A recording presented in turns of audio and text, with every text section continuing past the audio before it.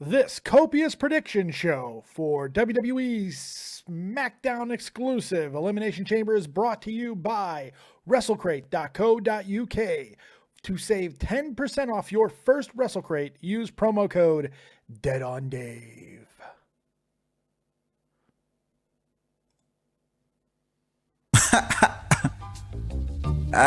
Real talk, the metaphor messiah, man. I got this one. Let's go. You ever seen the morning star? Mr. Metaphor Messiah, back to show you who we are. I represent a legacy, a pothead like the 70s, a different kind of mind. They say we only speak in melodies. What's going on, everyone? Welcome back to the channel. It's your boy Dead on Dave coming at you for your Copious prediction show of WWE SmackDown exclusive Elimination Chamber.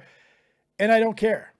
I don't care. I think this is one of the weakest pay-per-view cards the WWE has put together in a very long time. And I simply don't give a flying fornication. I'm trying to care, but even things that are interesting are kind of boring because we know what's going to happen. This seems like such a stepping stone on the road to WrestleMania that I just don't care. So to help me care, we're going to talk about each and every single match while wearing a different Copious hat. So let's go ahead and let's start this off. But before we do that, I think I know why.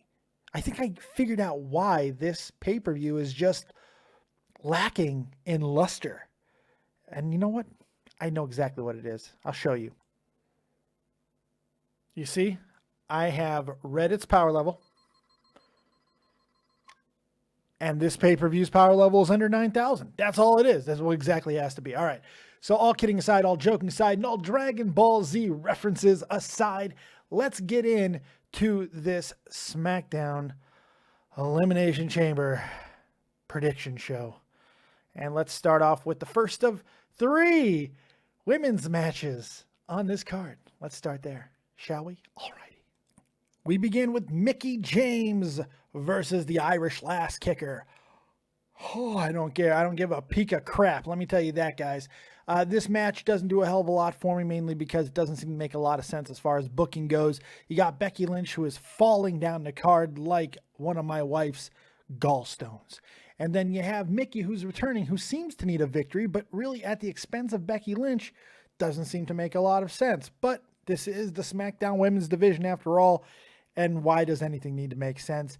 I'm going to go ahead and give Mickie the victory. I think a returning Mickie needs a victory more than a falling Becky. We're going to see a frustrated Becky storyline. I would assume at some point a heel turn's got to happen for her, and I think Mickie will eventually be face. It's where she needs to be. We'll see what happens there. They desperately need a change. So I'm going with Mickie James, and not by a whole hell of a lot. A lot of these matches are kind of a coin flip and could change anytime, but I'm going to go with Mickie. That's the first one on this Copious SmackDown Elimination Chamber prediction show. On to the next. Next up, it's Natalya versus Nikki Bella. And this hat is a perfect representation of this entire feud. It's kind of entertaining at first, makes you kind of stop and look at it and go, and then quickly you realize that it's just retarded and doesn't make a lot of sense. Yeah, that's basically the gist of it. I can't care about this feud anymore. I'm done with the feud. I'm done with the rivalry. It really has been hit or miss. Natalya's had some good moments, but Nikki Bella and her just awful, awful reactions to everything, I can't deal with it. No amount of amazing boobs and ass is going to stop me from not caring anymore. Her wrestling in-ring work has gotten better, but you can tell there's something wrong with her. I still think she's suffering. I question how bad the injury was at first and like how necessary the surgery was, but I'm starting to get a feeling the reason why she's in a feud like this is because it's over. The career's over. It's done. It's wrapping up. It's closing out. The lights are getting ready to get turned off because the party seems to be over. And I'm starting to feel that might be the case. That being said, she should win this match. She should win this rivalry. There's no real reason why the Cat Lady should get a victory. That would mean absolutely nothing for her and keep Nikki going even weaker going into WrestleMania. So I don't think there's any real reason to have Nikki lose this match. So in my opinion, Nikki will not lose this match. But I want to get out of this hat, so we're going to move on to the next match on the card. And the next fight that we're talking about is Dolph Ziggler as he tries to catch them all, beat them all in a 2-on-1 handicap match. Why is he having a 2-on-1 handicap match? I couldn't tell you. It's because Apollo and Kalisto suck? Is that the message? Is it because Dolph Ziggler's just a mean guy and he's getting punished? Is that the message? I couldn't tell you. I don't know. It doesn't make a lot of sense to me, considering I believe both Apollo Crews and Kalisto have gotten little victories over Dolph Ziggler during this entire run. Dolph Ziggler can be the most interesting person on the roster right now because of his heel turn. I thought at times it's been real effective, but when you book him so pointlessly with Apollo Crews and Kalisto, one certainly would have been more than enough here. This is a no-win situation for WWE. Either you have Dolph Ziggler lose like he always does and continue to do nothing with the character that certainly does have a little bit more life in him now, at least more so than there's been in a few years, or you have Kalisto and Apollo Crews lose, and that means Dolph Ziggler buries two young athletes, and it just doesn't seem to make a lot of sense. This match makes no sense. The booking makes no sense. It just doesn't make sense. But I'm going to go with Dolph Ziggler, mainly because I think he has more to lose by losing, even if it is just to two guys. It's still, even Dolph can overcome these odds. Well, he should. He's the heel. He's the aggressor. Let him go. Let him overcome the odds. They really need to start doing something with maybe not so much Kalisto, but Apollo Crews. A long-term singles feud between him and Dolph Ziggler, maybe ending up with a Intercontinental or even WWE Championship match down the line, being involved, would have been a good way to go. But instead, we're stuck in this who gives a shit booking. Unfortunately, that is. Apparently, they don't care about being the best like no one ever was. I don't know. Maybe it's just me, but that's what you should strive to be. I don't know. Let's go back to it and let's see what's next on this Elimination Chamber prediction show. What's the next match? I don't know. Let's look. Yeah, I'm going to let this hat sink in for a second.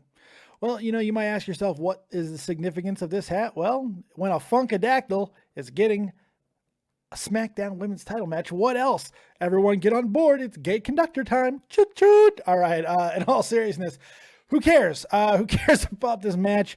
Who cares about Alexa Bliss's title run now? Look, I'm not trying to be overly hateful on Naomi, but the fact is, she seems more sloppy than ever before. And the fact that WWE continues to pare down her moveset, and now to the point where each and every match is paint by numbers. You know exactly what move in exactly what order Naomi is going to do in every single match. And there's a problem there. There's a problem, a big problem. And I don't know if WWE is doing this because it's Black History Month, if they're going to put the belt on her because it's Black History Month. Are they that liberal? Are they that progressive? I don't know. It's a bad move because Alexa Bliss had a lot of momentum coming out of the Becky Lynch feud. Well, that was until the Mickie James inclusion and then kind of shitting on the cage match with it. It was going well up until that point. And now it's just kind of like a Tom Petty song. It is free falling. And I don't know what's going to correct course because who else is coming up? Is Asuka coming up to challenge Alexa Bliss at WrestleMania? I don't know. It doesn't make any sense. What are they going to do at WrestleMania? You're going to go from Naomi to where? Naomi either wins the belt and she has to defend against Alexa again, or Alexa beats Naomi in a transition feud to get to Mickie James? Probably not Nikki Bella if all the rumors hold true with the John Cena match and all that stuff. I don't know. Miz, Maurice, John Cena, Nikki Bella. There's that rumor. I don't know if it's true. I don't know. It doesn't make a lot of sense. I'm going to go with the incumbent here. I'm going to go with Becky Lynch in hopes that they're not stupid enough to take the title off of her at this point. And not just taking the title off of her, but putting it on somebody that the title just wouldn't make sense with, and that's Naomi. Unbelievable athlete, very little substance. That's how I paint Naomi. I know a lot of people don't like that, but I don't care. Watch her matches and then try not to just yawn. For someone that athletic, should never make you yawn, but she does to me all the time. Anyway, let's move on with this copious prediction show for Elimination Chamber. Boom. It's tag team turmoil time. That's what time it is. If in case you were asking what time is it, it's tag team turmoil time. And who cares? You got American Alpha versus the Usos versus a whole bunch of other tag teams that nobody remembers are even still tag teams. I mean, really, the Ascension, nobody cares. The Fashion Police guys, nobody cares. The Vaudevillains, nobody cares. Simon Gotch probably just lost another fight right now somewhere in the back. Nobody cares. Heath Slater and Rhino, nobody cares. So what are they going to do here? It's the Usos or American Alpha. I don't feel ever that a tag team turmoil match should be on a pay-per-view. It's a television match. It's a TV match. It translates better to television. It just doesn't work on pay-per-views. They're boring. They're simplified. It's usually just about another tag team making a debut, and maybe that's what we're going to get. But the Revival is now getting a new kind of run within NXT, so I don't see it being them. You have Gargano and Ciampa. Perhaps they'll be making a turn, a debut, I should say. But that would probably mean the tag team titles are coming off of American Alpha, and they're going to the Usos. Because face versus face, heel versus heel, all that stuff. So I'm not exactly sure. This entire run has been a disservice to American Alpha, who is such a great tag team. What a disappointment. What a disappointing run. What a disappointing division. Combine your tag team divisions. Combine your women's divisions, because each one is friggin' lacking. But if you put them together, you got yourselves one hell of a tag team and women's division. Let's just get it over with. Do it. Do it now. As far as this, I'm going to say American Alpha retains because reasons. There you go. On to the next one. Well, who's that hopping down the bunny trail? It's Randy Orton and Luke Harper. Luke Harper probably wishes he had a hat like this to cover up that growing bald spot. But like another no-win booking for WWE. It seems like there's no way in the world that Randy Orton, after winning the Royal Rumble, would go on to lose to Luke Harper. It doesn't make a lot of sense for him to do so. But Luke needs a win. He needs something, right? Well, no, because we'll see you in the Andre the Giant Memorial Battle Royal. There's no point in booking more stars for SmackDown because there's no long-term booking plans for WrestleMania. We know SmackDown is going to be sparingly represented at WrestleMania. Just a reality. 1, maybe 2 matches, possibly a third, but I highly doubt it. Just how it is. Just how it is. And we'll see what they end up doing here. It seems like Randy Orton should win in a pretty decisive manner, ending Luke Harper and the Wyatt storyline completely. Luke needs to move on. Maybe getting with a returning Eric Rowan and going into the tag team division the way they should have to begin with, as monster tag teams, just going crazy, beating people up. That's what you need to do with him, but probably not. Luke Harper, another wasted, super talented guy, but we'll see what they decide to do. Give me Randy Orton in this one in another I don't give a crap situation. What is next? Let's end it out in Rasta fashion as we're talking about the one match that seems to be actually interesting. Unfortunately, it is ridiculously predictable. That is the Elimination Chamber match itself for the WWE Championship. And you got John Cena defending against Dean Ambrose, who's going to do Dean Ambrose things, have a high spot in the match, but ultimately not accomplish much. Maybe set up his next feud with Baron Corbin, I'm assuming, who will also have a really nice showing, maybe an elimination or 2 in this match, but ultimately not really do anything. Daniel Bryan's, The Miz.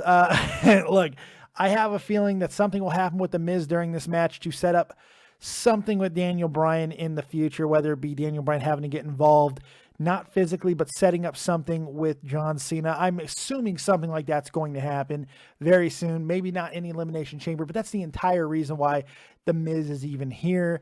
AJ Styles, I'm also assuming something's going to happen with him controversially to kind of start something with his WrestleMania storyline, which is rumored to be Shane McMahon. I don't know if that's going to be true, but unfortunately, I don't see AJ regaining, I should say, the title here. He's going to have a hell of a match, though, because that's what AJ friggin' Styles does. No, this match only has to do with one person and one person only, and of course, that is the Eater of Worlds, Bray Wyatt. Yeah, Bray Wyatt is winning this thing, and it's the most obvious and predictable outcome WWE has done in a long time. Ask yourself this one question. Why in the world would Randy Orton win the Royal Rumble? Not only win the Royal Rumble, but be so desperate, the WWE that is, to make sure it is a positive outcome that they would implement the biggest troll job in wrestling history and putting Roman Reigns at number 30. If they were that desperate to get Randy Orton over in that situation, it's because he's going to be taking on someone who actually matters to his current storyline, and that's Bray Wyatt. Bray Wyatt, Randy Orton, they're destined for great things at WrestleMania. And really, this is all about putting over Bray Wyatt. That's what it's been from the beginning. It makes a lot, and it's worked. It makes sense, and it works. It has done its job. Bray Wyatt will walk out of here as champion, make a lot of people happy, and hopefully have a real defining moment at WrestleMania. We shall see. Well, Mother Puss Bucket, that's going to do it for this WWE SmackDown exclusive Elimination Chamber Copious prediction show. That's all I've got for you guys. Remember, nobody steps on a church in my town, and nobody puts baby in a corner. That's a Dirty Dancing reference, and I really don't know why I used it, but I can because I'm Captain Copious. In all seriousness, I hope you guys enjoyed the prediction show. I hope you find some way to enjoy this pay-per-view. It's lackluster as hell. I don't think a lot of people are expecting too much out of it, me being one of them. It just is what it is. It really is. So we'll see what happens coming out of it. Hopefully it'll be better booked than going into it, and SmackDown will have a strong representation at WrestleMania, but I am not optimistic about that. So what do you guys think? What are your opinions? What are your predictions for SmackDown? I want to hear from you. Hopefully you will enjoy the Elimination Chamber, and hopefully you will join me right after the Elimination Chamber for your Copious review. Thank you very much for joining me right here on Dead on Day Productions. Big shout out to Grand Slam Entertainment, Jeff the Huff Huffman, my good buddy, Real Talk the Metaphor Messiah, who does all the music for the channel, including Morning Light, the official theme song of Dead on Day Productions, Guncannon, who made this wonderful and all of my wonderful graphics that I use here on the channel, and so many more people. Tommy C, Tommy C's SFTP. Make sure you're checking him out each and every single day because it helps you in your life, because you can always be worse.